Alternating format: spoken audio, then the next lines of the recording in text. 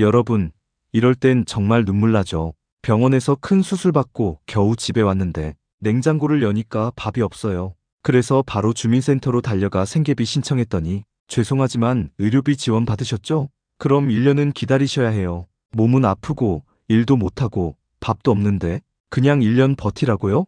이제는 그 말 더 이상 안 들어도 됩니다. 정부가 드디어 이 제도를 손봤습니다. 이건 단순한 행정 개선이 아니라 진짜 당장 끼니 걱정하는 분들에겐 목숨줄 같은 변화입니다. 오늘 영상에서는 이게 어떤 제도인지, 어떻게 바뀌었는지, 그리고 지금 당장 어떤 분들이 받을 수 있는지 실제 사례를 통해 하나하나 쉽게 알려드릴 겁니다. 영상 끝부분에는 나도 받을 수 있는지 셀프 체크 꿀팁도 드릴 거니까 꼭 끝까지 봐주세요. 시청하시기 전에 구독, 좋아요, 알림 설정까지 꼭 부탁드립니다. 그럼 바로 시작하겠습니다. 예전에는 의료비 지원을 받은 후 생계비 지원을 신청하려면 1년을 기다려야 했습니다. 1년의 기간 동안 버티는 게 정말 어려운 일이죠. 정부에서 이러한 어려움을 덜어드리고자 2025년 5월부터 의료비 지원을 받았더라도 생계비를 바로 신청할 수 있도록 제도를 바꿨습니다. 그렇다면 이런 변화가 왜 중요할까요?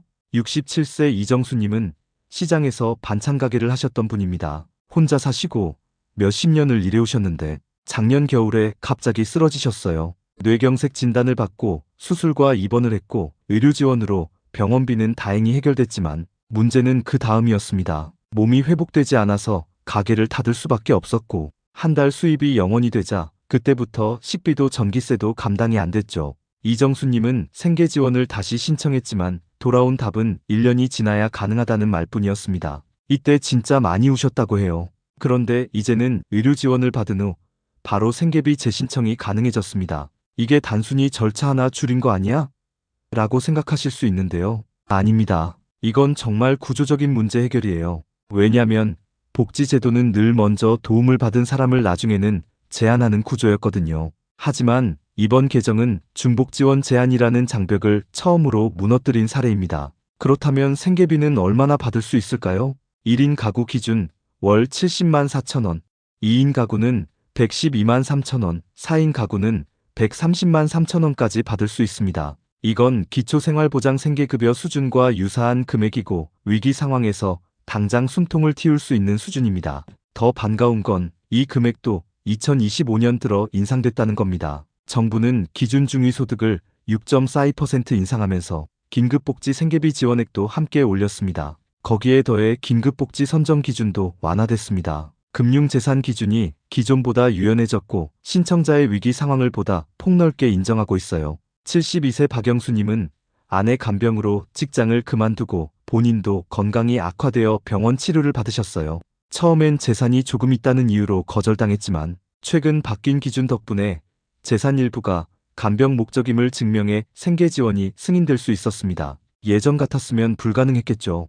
또 중요한 변화가 하나 더 있습니다. 바로 생계비 재신청 간격이 사라졌다는 겁니다. 의료 지원 받은 사람뿐 아니라 실직, 폐업, 가정폭력 등 다른 사유로 지원받은 분들도 지금은 상담을 통해 상황을 소명하면 연속 지원도 검토 가능합니다. 즉, 이 제도는 더 이상 단발성 한 번 주고 끝이 아닙니다. 현장 상담 결과 필요성과 위기 상황이 확인되면 연속 지원, 맞춤 지원까지 가능해졌어요. 물론 모든 사람이 100% 다 승인되는 건 아니지만 예전보다 문턱이 확실히 낮아졌고 무엇보다 상담자 입장에서 적극적으로 도와주려는 분위기로 바뀌고 있다는 게 큽니다. 그럼 나도 신청해 볼 수 있을까? 궁금하시죠? 신청 조건은 다음과 같습니다. 1. 중위소득 75% 이하. 중위소득 75% 이하는 2025년 기준 1인 가구 약 170만원, 4인 가구는 약 450만원입니다. 2. 재산 기준은 1인 약 500만원 이하, 대도시 기준 1천만원 이하. 3. 실직, 휴폐업, 질병, 부상, 가족의 사망, 가정폭력, 중독, 단전 등의 갑작스러운 위기 사유가 있어야 합니다. 그리고 앞서 말했듯 이제는 의료 지원을 받았더라도 곧바로 생계비 재신청이 가능합니다. 신청은 주민센터 긴급복지 담당 창구 또는 129 보건복지상담센터 전화, 복지로 홈페이지 온라인 신청도 가능합니다. 혹시 나는 안 될 것 같아서 하고 포기하지 마시고 일단 상담부터 받으세요. 요즘은 상담센터에서도 사정을 적극 반영하려는 분위기니까 포기만 안 하면 길이 있습니다. 그럼 주민센터에 가면 뭘 준비해야 할까요? 많은 분들이 서류부터 막히더라고 하시는데요. 사실 긴급복지는 서류보다 상담이 먼저입니다. 신분증 하나 들고 가서 상황을 설명하세요. 정확히 말하면 이렇게요. 최근에 수술받고 의료 지원 받았고 몸이 아직 회복되지 않아 생계가 어렵습니다. 긴급복지 생계지원 재신청 상담받고 싶습니다. 이렇게 말하는 순간 담당 공무원이 기준표를 꺼냅니다. 여기서 중요한 포인트는 기준에 딱 안 맞아도 상황 설명을 통해 예외 인정이 가능하다는 거예요. 67세 김용자님은 금융재산이 600만 원 있어서 기준을 초과했는데요. 그중 400만 원이 수술 후 간병인 비용으로 묶여 있다는 점을 설명했더니 해당 금액은 실질적 사용 불가 자산으로 인정받고 신청이 통과됐습니다. 상황을 구체적으로 솔직하게 증거와 함께 설명하는 게 핵심입니다. 그리고 긴급복지 지원은 통과되면 바로 지급됩니다. 당일 또는 늦어도 2일에서 3일 내에 생계비가 계좌로 입금돼요. 그만큼 긴급한 제도라는 뜻이죠. 여기서 자주 묻는 질문 하나, 생계비 말고 다른 것도 같이 받을 수 있나요? 네, 가능합니다. 긴급복지 제도는 생계비 외에도 의료비, 주거비, 교육비, 난방비, 장제비까지 지원 가능합니다. 특히 겨울철에는 난방비 최대 40만 원까지 별도로 지급되기도 해요. 다만 모든 항목을 동시에 받을 수 있는 건 아니고 상황에 따라 복수 항목이 인정되는 방식입니다. 72세 박정수님은 생계비를 우선 받고 그 후 진료비 영수증을 추가로 제출해서 의료비까지 추가 지원받았어요. 중요한 건 필요한 만큼 설명하고 요청해야 담당자도 도와줄 수 있다는 거예요. 그래서 상담할 때는 이렇게 접근하세요. 제가 지금 어떤 도움을 받을 수 있을까요?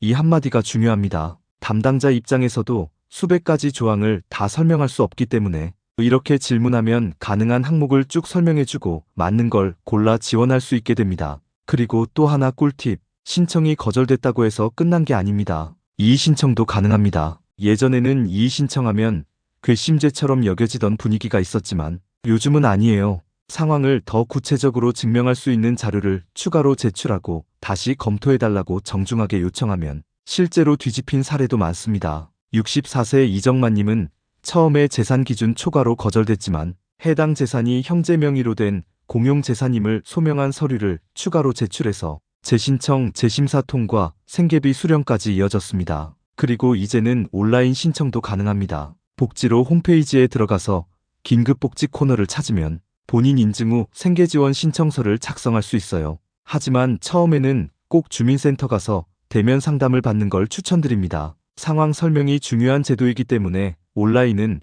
오히려 불리할 수 있어요. 특히 연세가 많으신 분들은 동네 주민센터 사회복지 전담 공무원과 대면 상담을 통해 맞춤 설계로 지원 항목을 받을 수 있습니다. 그리고 하나 더 중요한 점, 긴급복지를 받았다고 해서 불이익은 없습니다. 주거급여, 기초연금, 건강보험료 지원 등 다른 제도와도 병행 가능합니다. 이건 많은 분들이 오해하시는 부분인데요. 긴급복지 받으면 기초생활수급자처럼 묶여버리는 거 아니냐 하시는데 긴급복지는 단발성 지원이라 전혀 상관없습니다. 오히려 위기 상황을 넘기고 다른 제도도 연계해서 추가적으로 지원받을 수 있는 입구 역할을 해요. 그만큼 중요한 제도고 활용도가 높습니다. 이제까지 쭉 보셨다면 이런 생각 드실 거예요. 이거 생각보다 받을 수 있는 사람 많네? 맞습니다. 실제로 긴급복지 생계지원은 생각보다 훨씬 많은 분들이 대상이 됩니다. 지금까지 말씀드린 조건 중에 단 하나라도 해당되면 일단 신청 가능성 있는 거예요. 실직했거나 폐업했거나 질병으로 일을 쉬게 됐거나 가족을 갑자기 떠나보내셨거나 가정폭력이나 알코올 문제 같은 위기 상황을 겪고 계시다면 누구든 상담부터 시작해 볼 수 있습니다. 특히 이번 제도 개편에서 가장 큰 포인트는 의료 지원을 받은 사람도 1년 기다릴 필요 없이 곧바로 생계지원을 재신청할 수 있게 됐다는 점입니다. 그동안은 이중지원 제한이라는 이름으로 수많은 사람들이 벽에 막혔지만 이제는 그 벽이 무너졌습니다. 72세 박영수님처럼 수술 후 집에 돌아왔지만 일할 수 없어 생계가 막막했던 분, 67세 이정수님처럼 병원비는 해결됐지만 그 다음이 더 두려웠던 분, 이제는 더 이상 기다리다 지치는 일 없이 다시 신청할 수 있습니다. 이 변화는 단순한 규정 변경이 아니라 위기 상황에서 진짜 도움이 되는 복지로 한 걸음 다가간 거라고 할 수 있습니다. 그럼 마지막으로 정리해 드릴게요. 긴급복지 생계비 재신청 전 꼭 체크해야 할 5가지. 첫째, 의료 지원을 받은 지 얼마 안 됐어도 바로 신청 가능하다는 것. 둘째, 위기 사유는 꼭 소명할 수 있게 증거나 설명을 준비할 것. 셋째, 주민센터에서는 서류보다 상담이 우선이라는 것. 넷째, 온라인 신청도 가능하지만 대면 상담이 훨씬 유리하다는 것. 다섯째, 생계비 외에 난방비, 의료비, 장제비 등 추가 항목도 함께 요청 가능하다는 것. 이 5가지만 기억하시면 신청 성공률은 훨씬 올라갑니다. 이 제도는 나보다 더 어려운 사람을 위한 제도가 아닙니다. 지금 당장 내가 겪고 있는 어려움이 기준이 됩니다. 그러니까 망설이지 마세요. 안 될 것 같아서요가 아니라 될까요? 라고 물어보는 것부터가 시작입니다. 오늘 영상에서 보신 것처럼 실제로 많은 분들이 이 제도로 한숨 돌리고 다시 일어서고 있습니다. 힘들수록 제도는 가까이 있어야 합니다. 가까운 주민센터, 복지로 홈페이지, 그리고 129 상담전화, 언제든지 문 두드리세요. 혹시 주변에 이런 제도 몰라서 힘들어하는 분 계시면 이 영상 꼭 공유해주세요. 내일은 조금 더 나아질 수 있도록 내일정보TV가 늘 도와드리겠습니다. 영상이 도움되셨다면 구독과 좋아요, 알림 설정까지 꼭 부탁드립니다. 다음 영상에서 뵙겠습니다.